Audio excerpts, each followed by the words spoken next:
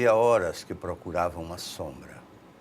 A folhagem do juazeiro apareceu longe, através dos galhos pelados da caatinga rala. Arrastaram-se para lá, sem a Vitória, com o menino mais novo escanchado no quarto e o baú de folhas na cabeça. Fabiano, sombrio, cambaio, oaiou a tiracolo, a cuia pendurada numa correia presa ao cinturão, a espingarda de pederneira no ombro. O menino mais velho e a cachorra-baleia iam atrás. E com esse trecho de Vidas Secas, de Graciliano Ramos, nós abrimos hoje o programa Café com Poesia, recebendo uma pessoa muito querida minha e uma grande escritora, professora, palmeirense, terra onde o Graciliano foi prefeito. E é com esse imenso prazer que eu digo seja bem-vinda, Isvânia, ao nosso programa Café com Poesia. Muito obrigada, Chico. Fazia horas que a gente programava esse encontro, né? E aqui estamos, e muito feliz também, porque você abre essa nossa entrevista com um trecho exatamente graciliânico, né? Então, pertinente para aquilo que eu admiro, para aquilo que eu amo, passei a gostar e a estudar mais ainda, que é a obra de Graciliano Ramos. E durante o programa a gente vai conversar muito sobre isso. Com certeza, porque não pode ficar de fora. É uma paixão que você tem e que eu também, do Mestre Graça, não é? Verdade. Mas, Isvânia, eu queria iniciar o programa, a gente discutindo, conversando. Como é que surgiu, sempre eu pergunto isso, viu? Isso é comum aqui no programa. Certo. Como surgiu a sua paixão, seu interesse pela literatura? Bom, a paixão pela literatura, eu acho que ela vem desde a adolescência. Eu sempre, assim, escrevia, eu era uma menina muito tímida, e era através do papel que eu me soltava, né? E eu tinha realmente muitas crônicas que eu entregava na Rádio Sampaio, Educadora Sampaio da época, era a rádio da minha cidade, Palmeira dos Índios, e colocava geralmente pseudônimo, porque eu ficava meio envergonhada, né, de colocar o nome. E sempre aos domingos, eu não lembro o nome do locutor, ele lia, selecionava algumas crônicas, e a minha saía. E, de repente, eu percebi, eu estudava no Colégio Cristo Redentor, certa vez eu ouvi algumas colegas elogiando uma das crônicas. E como eu poderia dizer que aquela crônica era minha se eu colocava o pseudônimo, se eu não me assumia? Então, foi a partir daquele instante que as próximas crônicas eu comecei a colocar meu nome. E aí havia sempre reunião, que a gente fazia, assim, as irmãs faziam uma vez por mês, né? Uma reunião do Grêmio, que era muito comum, o Colégio de Freiras fazia uma reunião de Grêmio, que já era assim, um espaço para despertar talentos. Havia colegas que tocavam violão, outros declamavam poesia, e eu fui me saindo pouco a pouco com as minhas crônicas. Então, esse foi o despertar. Só que depois o tempo passou, eu reconheço que cometi um mal que não se pode apagar, né? Porque depois fui deixando para lá, não dei muita... toda a atenção que deveria dar, rasguei, os papéis envelheceram, foram rasgados automaticamente por mim, e eu vim para fazer faculdade, casei, tive filhos, e ficou algo assim meio tolhido.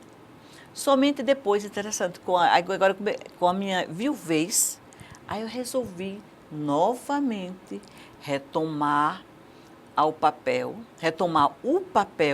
para novas escritas. Quer dizer, a crônica e a literatura, já na vida adulta, surgiu para mim, em mim como uma válvula de escape. Comecei a escrever e publicar em jornais da capital. Aqui o jornal, ele publicava muitas crônicas minhas e também lá da minha cidade, né, no interior. E as pessoas foram lendo e muitas foram dizendo: Isvânia, por que você não publica um livro? Ora, para mim, publicar um livro era algo do outro mundo. Eu publicar um livro, eu já me sentia satisfeita porque abriu este espaço para a aprendiz, a aspirante, né? A escritora. Eu era autora, sim, não escritora, autora dos textos que escrevia, claro, né? Que vinham da minha mente. E foi aí que nasceu a ideia de publicar primeiro de poesias, porque era o que eu mais tinha. Tinha muito mais poemas do que mesmo crônica. E surgiu Profissão Mulher em 1996.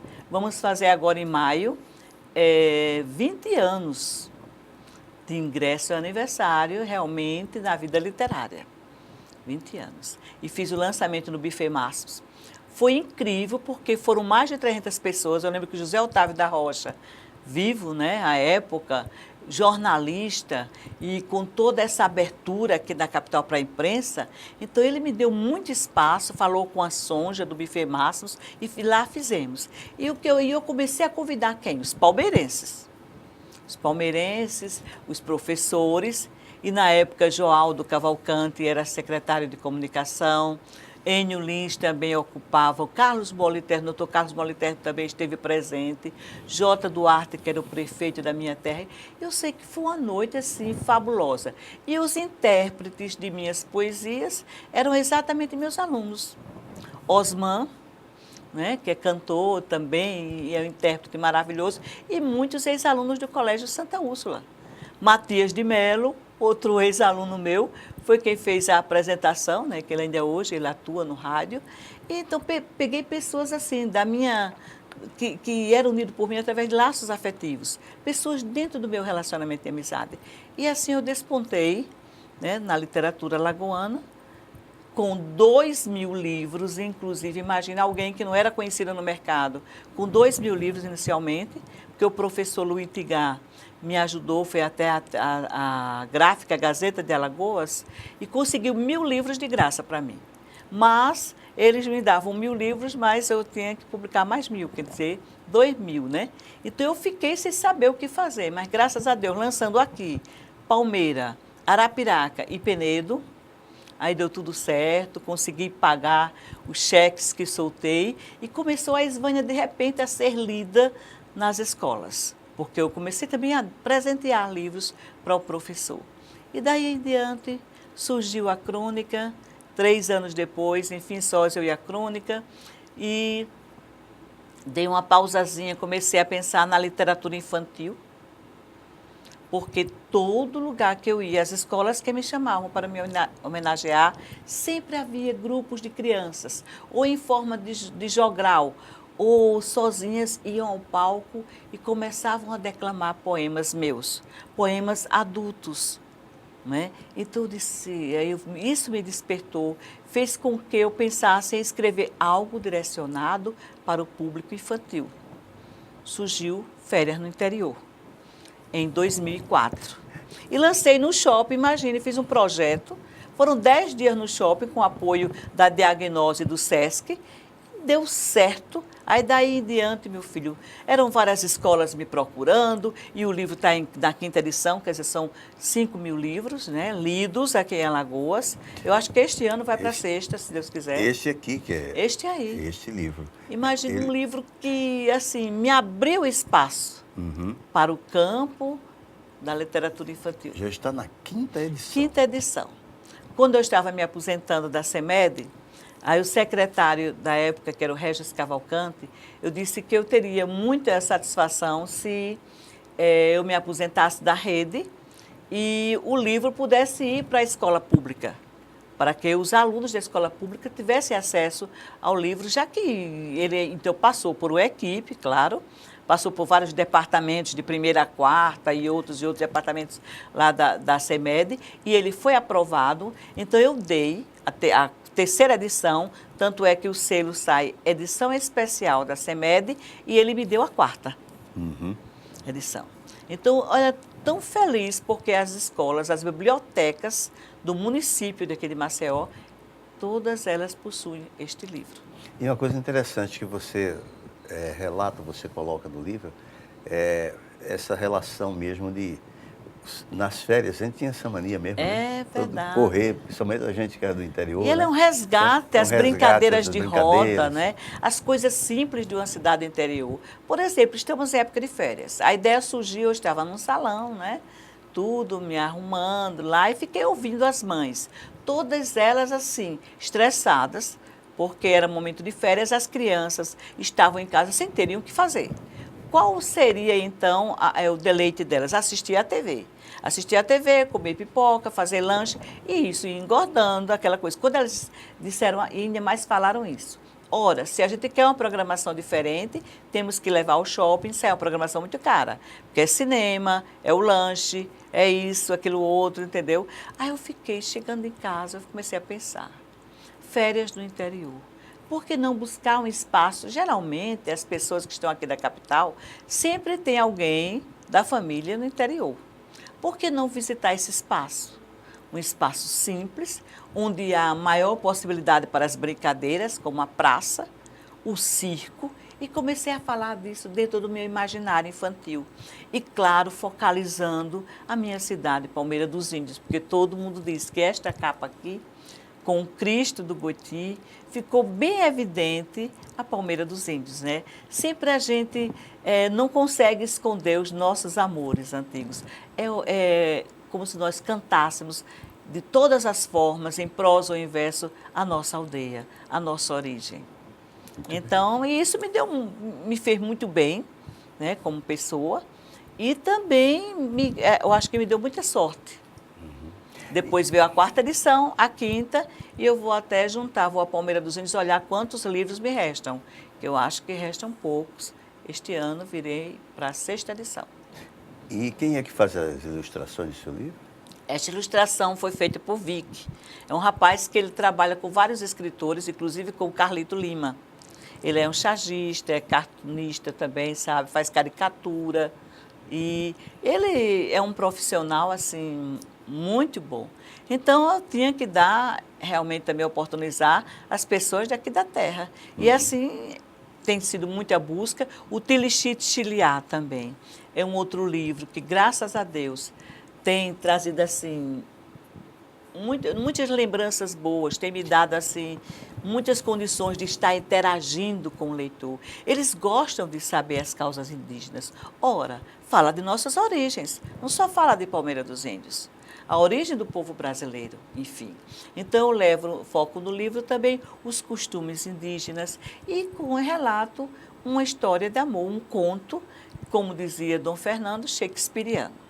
É bom lembrar que a lenda de Palmeira dos Índios, ela foi criada pelo historiador Luiz de Barros Torres. Eu fiz o recontar. Claro que nessa forma minha de recontar, eu aumentei, eu dei fala às personagens. Na hora em que Tilixi estava sofrendo, ele utilizou a poesia para expressar esta dor. Na hora em que Tixiliá estava morrendo de saudades e de amores por Tilixi, ela também expressou isso através da natureza. Ó lua, vem ajudar o meu amado. E eu acho que me encanta é ver o aluno, o menino que faz o Tilixi e a menina que faz a Tixiliá, eles dois declamando e vivenciando aquela trama. Porque aí é o clímax da história mesmo, né? É quando eles conseguem, através da dor, saberem que se amam de verdade, que é um amor impossível. Então, eu acho que a gente vai, através também do olhar deles, é muito interessante. Eu lembro que numa das vezes, foi até através de uma entrevista de uma rede de TV local, quando eu fiz a exposição também do Tilixi Chiliá no Shopping Guatemi, a TV, ela entrevistou uma menina, ela estava de farda, que eu consegui, não sei como não. Eu tenho muitos amigos, graças a Deus. O SESC tem sido para mim um bom parceiro, porque ele cedeu 8 pessoas para ficarem lá comigo, 4 para ficarem de 10 até 4 horas e as outras 4 de 16 horas até as 10. Então, quando entrevistaram, perguntaram o que acharam do livro, da história de Tilixi Chiliá. E a menina encantada, achou muito bonita, achou lindo a dança do toré e tudo, mas ficou muito triste porque os 2 índios morreram. Isso eu comecei a pensar, puxa, é verdade, você tratar da morte é algo muito delicado para o adulto, imagine para a criança. Mas eu disse para eles, eu não poderia mudar esse final. Então, foi o que eu fiz nessa 3ª edição agora. Saiu em 2015, a 3ª edição. Eu coloquei uma folha inteira para que o leitor escrevesse nas 10 linhas seguintes um final, que ela desse um outro final à história. Interagir. Exatamente. E o resultado disso, desse trabalho que você faz, inclusive nas escolas, resgatando a cultura, a identidade cultural, A identidade cultural. do povo alagoano, mas do povo brasileiro, Perfeito, Palmeira dos Índios, enfim, muito bem, mas povo brasileiro enfim, como um todo. E depois a gente vai falar mais de Palmeira dos Índios, especificamente sobre essa paixão que você tem em cima da obra do Graciliano, mas já já a gente retorna. Depois do intervalo, vamos tomar um cafezinho aqui no programa Café com Poesia. Café com Poesia.